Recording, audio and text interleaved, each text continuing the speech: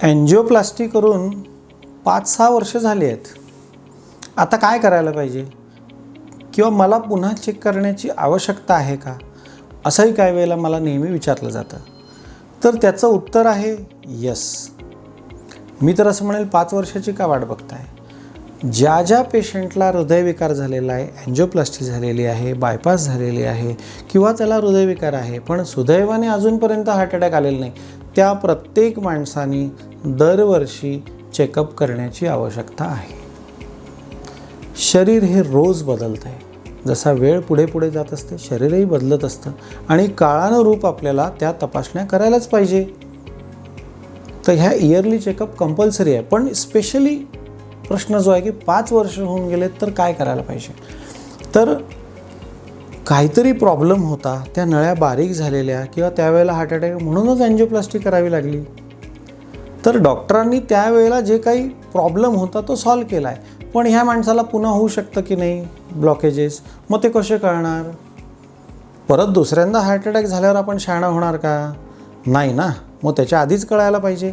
तर ती शोधण्यासाठी आपल्याकडे यंत्रणा असते. उदाहरणार्थ ट्रेडमिल टेस्ट.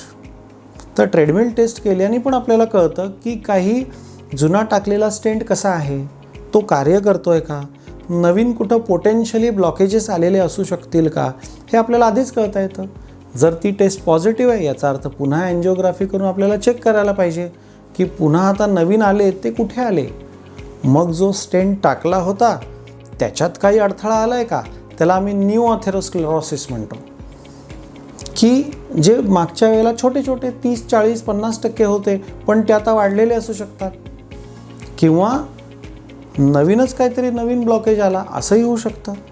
तर काय एक्झॅक्टली ते आहे ते आपल्याला बघायला पाहिजे, बरोबर. म्हणून हे ट्रेडमिल टेस्ट.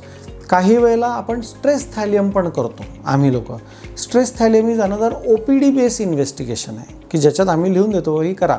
म्हणजे त्याच्यावर आम्ही एक स्पेशल औषध सोडतो, त्याला टेक्निशियम 99 किंवा मिबी असंच म्हणतो आम्ही, आणि मग पट्ट्यावर पळवलं जातं आणि मग स्पेशल कॅमेराखाली ते बघितलं जातं की माणूस झोपलेला असताना त्याचा रक्तपुरवठा कसा आहे हृदयाचा आणि तो पळत असतानाचा कसा आहे.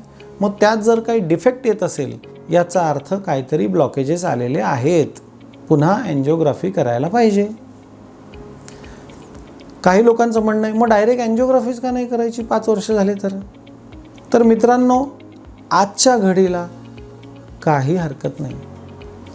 एकेकाळी असं होतं की हे प्रगत तंत्रज्ञान नव्हते किंवा जिल्ह्याच्या ठिकाणी बऱ्याचदा कार्डिओलॉजिस्टच अवेलेबल नसायचे. पण आज परिस्थिती बदलली आहे. प्रत्येक जिल्ह्याच्या ठिकाणी कमीत कमी 5 कार्डिओलॉजिस्ट आहेत आणि प्रत्येकाकडे आज एन्जिओग्राफी. त्यामुळे एन्जिओग्राफी ही आजच्या जगात काही फार मोठी तपासणी राहिलेली नाही, पण ती 100% तपासणी आहे, बरोबर.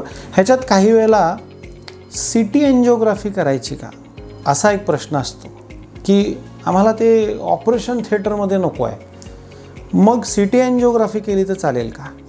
तर ज्या वेळेला प्रश्न असा असतो की डॉक्टर साहेब मला ब्लॉकेज असू शकतील किंवा नसतील किंवा काय अडथळे आलेत की नाही, तर त्याच्यासाठी CT एन्जिओ करेक्ट आहे. ते उत्तर हो किंवा नाहीमध्ये देऊ शकतं. इवन थोडं हेही सांगू शकतं की माइल्ड आहे की जरा तीव्र बारीकपणा आलेला आहे. पण त्याचं काय करायचं ह्याचं उत्तर त्या CT एन्जिओमध्ये नाही आहे, बरोबर. म्हणजे समजा जर CT एन्जिओग्राफी निगेटिव्ह आली, त्यात काही ब्लॉकेज नाही, विषय संपला, व्हेरी गुड. पुढचे 5 वर्ष काय बघायचं कारण नाही सहसा. पण जर त्यात काहीतरी अडथळा दिसला तर आपल्याला परत रुटीन एन्जिओग्राफी करावी लागते की एक्झॅक्टली ते जे काही बारीकपणा आलेलं आहे त्याचं औषधानेच मॅनेज करायचं आहे, पुन्हा एन्जिओप्लास्टी करायची आहे का आता बायपासला पाठवायला लागेल. ह्याचं परफेक्ट उत्तर हे एन्जिओग्राफीतच असतं. आणि भारतात बऱ्याच ठिकाणी असं आहे की CT एन्जिओग्राफी अवेलेबलच नाही किंवा ती महाग असते, कमीत कमी 10,000 रुपये पडतात. त्यापेक्षा एन्जिओग्राफी स्वस्त आहे आणि म्हणून 5 वर्षांनी एन्जिओग्राफी केली तरीही काही हरकत नसते. प्लस दर 1-2 वर्षांनी ज्यांची एन्जिओप्लास्टी झाली त्यांनी कोलेस्ट्रॉल लेवल्स म्हणजे हृदयातलं आपलं रक्तातलं चरबीचं प्रमाण चेक करायलाच पाहिजे. डायबिटीस असेल त्यांनी तर रेग्युलर, पण नसेल त्यांनीसुद्धा वर्षातनं एकदा करायला पाहिजे, कारण कधीतरी आयुष्यात शुगर सुरू होऊ शकते. आणि ज्याला डायबिटीस होतो त्याला 15 पटीने ब्लॉकेजेस येतात. म्हणून शुगर किंवा डायबिटीस आहे किंवा नाही हे रूल आउट करणं फार महत्त्वाचं असतं. मग काही विशिष्ट तपासणी असतात.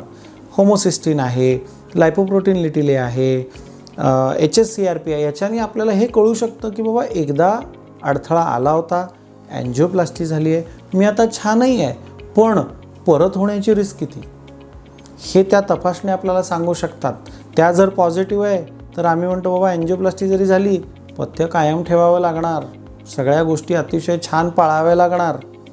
तर त्या जर टेस्ट अगदीच निगेटिव्ह आल्या मग आपण काय म्हणतो, असू देत एकदा झालं, चला थोडं आयुष्य एन्जॉय केलं तर काय हरकत नाही. बरोबर. तर ह्या टेस्ट आपल्याला गाईड करतात की पुढे किती काळजीने राहणं गरजेचं आहे. म्हणून दर 5 वर्षांनी ह्या गोष्टी बघितल्याच पाहिजे. 5 वर्षात तर आम्ही म्हणतो जग बदलतं, शास्त्र बदलतं, शरीर बदलतं. त्यामुळे आपण पुन्हा सर्व दृष्टीने शरीर चेक करणं कंपल्सरी आणि गरजेचं आहे. धन्यवाद.